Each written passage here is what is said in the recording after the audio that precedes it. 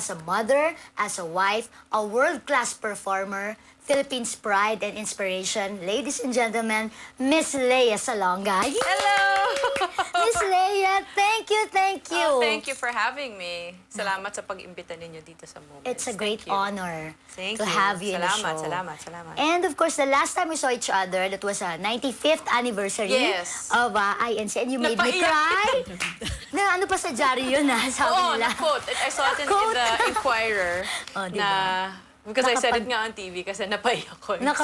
Kontrabida. May I ask, how was the experience working with INC staff and as well as the performers? Well, at the beginning, you know, when we were asked, neither Gerard, who was the musical director for the entire event, nor I knew exactly what to expect. Because we had never worked with the INC group before. I mean, we both had classmates. So that was the very first time? It was the first time that we worked with INC. But I mean, we both had friends and classmates na INC nga. You know, but we really didn't know anything about the organization, about the church administration. We didn't know anything. And the experience that we both had was incredibly pleasant, and I'm still thankful that I got to sing for the anniversary and condolences on the death of Karen. Thank you. Pero tumindig ang aming balahibo habang ikaw ay kumakanta doon. Maraming salamat naman. Diba? Oo. Pero you are Maria Lea Carmen Salonga in real life, right? Ang haba, ano? Mahaba Hindi ka ba nga. nahirapan nun sa school? In school naman, tinanggap naman nila na pwedeng Lea Salonga lang ako when I signed my name. Minsan iniiba-iba ko. Minsan I'll put the Maria in the front. It's M.A. period lang naman. Sabagay. But throughout from grade school all the way through high school, just Lea Salonga. Kaya yun na rin naging screen name mo. Kasi nung bata pa naman ako, wala pa naman sa isip ko yung konsepto ng real name plus a screen name. As far as I was concerned, lahat ng artista, yun na nga, kung ano man ang pangalan nila sa pelikula, as in, for example, Vilma Santos, Christopher De Leon, Naro Honor, na yun din ang pangalan nila sa totoong buhay. Hindi ko... Ganda, oh. Ay, maraming salamat. Pero do you still get nervous every time you're performing on stage? O hindi na? Sanay ka na doon sa experience na yun? Kaya wala Actually, nang I don't nervous? think you ever really get completely used to it. Kasi, the thing about live performing, kung, for example, kung sa mga soap opera, television, pelikula, may take two eh. Yes. So there's a safety net. I don't need anything but you.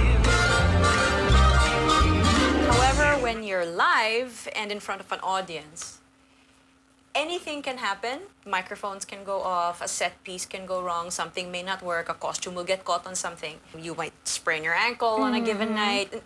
There's an unpredictability na parang you're performing without a safety net. There's excitement. It's like being a race car driver where you're flying by the seat of your pants. You don't know what to expect. Ganun You never do. And so one thing I've learned is that you can't take anything for granted. So you have to live in the moment as it's happening. There's a fun type of unpredictability to it, and it always constantly attracts me. They say you're one of the most disciplined performers in the world. So how did you develop that kind of discipline? I think it's something that was instilled nung maliit pa ako when I was starting my career. Because these daft and dewy-eyed dopes keep building up impossible hopes. The nice thing that I was trained with was that the children were also expected to give that same commitment. You know, kung late ka, edi chugi, bye-bye. Hindi ka na makakatrabaho dito. And I was really falling in love with doing musicals and with doing theater. And I was not about to do anything to jeopardize any opportunity. But any dream roles in the future? Dream roles? I mean, I'd still love to do Evita someday, but very soon. I mean, in about 7 months, actually. Oo naman, You know. Bagay naman. No, Evita, wow. One day. That I have to work up my stamina because that's just a very, very difficult show vocally to sing. Even for those who really know what they're doing, mahirap na mahirap talaga. I've seen the show and it's like... Nako, pinapawisan ako, pinapanood ko lang. But I'll be doing Cats in July. We start on July 24 at the CCP Main Theater. Looking forward to that, di ba? Sa entertainment industry, sino ba yung pinaka-ina-admire mo or who do you look up to? I think Barbra Streisand would be up there because... Kasi yun talagang nagawa na niyang lahat. And she's won, I think, every award that could be won in the entertainment industry. She has a Grammy, she has an Emmy, she has a Tony Award.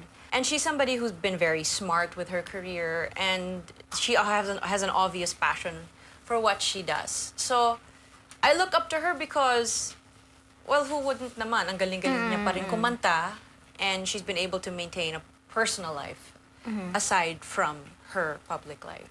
So si Barbara Streisand. It's Barbara Streisand.